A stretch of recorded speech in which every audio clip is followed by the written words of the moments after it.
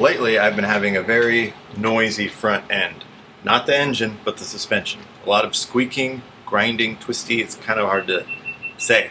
So today, I'm going to get under the car and listen to each object while my partner, my son, jumps on the car, does the steering wheel, whatever we need to do to make that noise so that I can pinpoint exactly which piece it's coming from, and then replace it. Okay, first things first. See if we can recreate this noise. Go ahead and bounce around.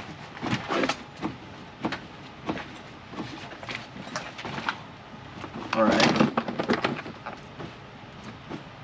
Go do it on the other bumper. The other side of the bumper, rather. Oh. Okay, that's kind of normalish. All right, stop. Get inside. Oh.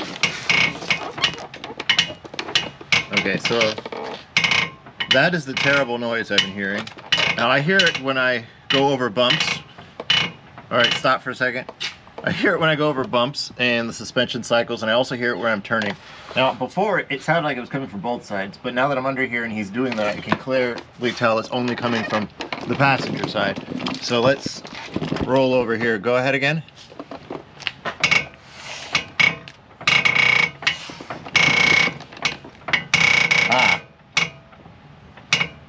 So it's definitely coming from this tie rod end. Do it again. Oh, so this piece that connects from here to the knuckle. Oh, and now when I do this, I can see that it's very worn. This rubber joint here is kind of squished flat and doesn't have its grease and goo in it. And I can do this if I twist it.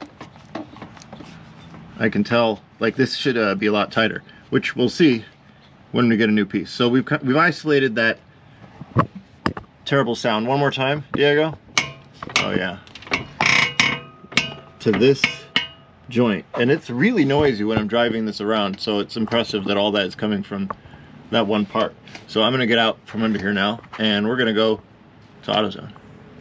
We're back from AutoZone. Here is a brand new tie rod end. It goes from your steering rack to your knuckle, and it goes back and forth when you turn, and it kind of goes up and down like this part when the suspension cycles.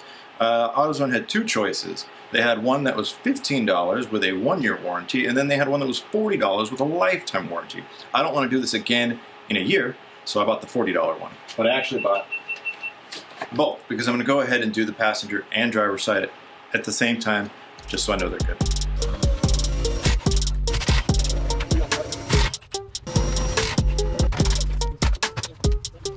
Once your car is safely jacked up and you have removed the wheel, you can pull out the cotter pin that's going through the castle nut that's holding your tie rod on. Yep. And remove the castle nut itself.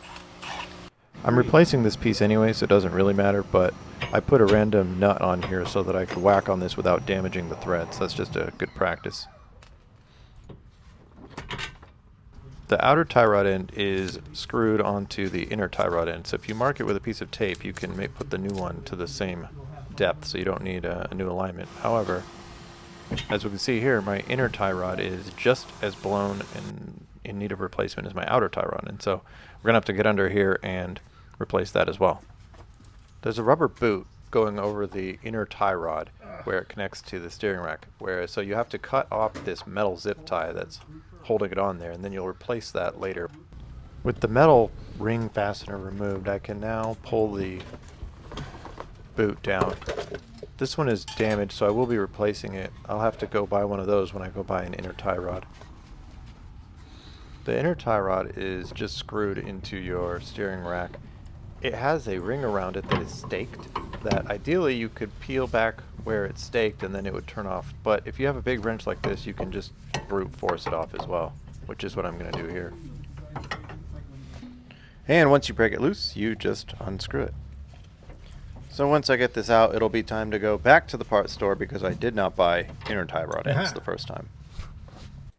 We're back from the store, and I'm now going to combine the new parts so that they have the same overall length as the old parts. This is what will keep my alignment the same as it was.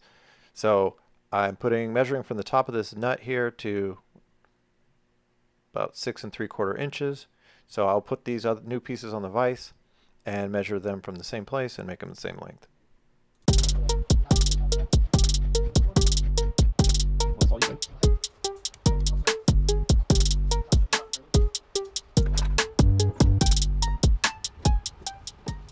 And now we just do all the same steps we did, but in reverse. So making sure that we are staking the inner tie rod end in after we've screwed it in and have it tight so that it cannot back out. We are going to zip tie the boot back on with a new zip tie because we broke off the ring that was originally there.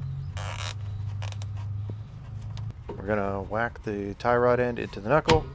We're going to torque this castle nut to 27 foot-pounds like the manual says to do, and put a new cotter pin in. If you found this useful, please consider liking and subscribing, and leave a comment. Let me know if you were able to fix your car following any of the information in this video. Thanks for watching.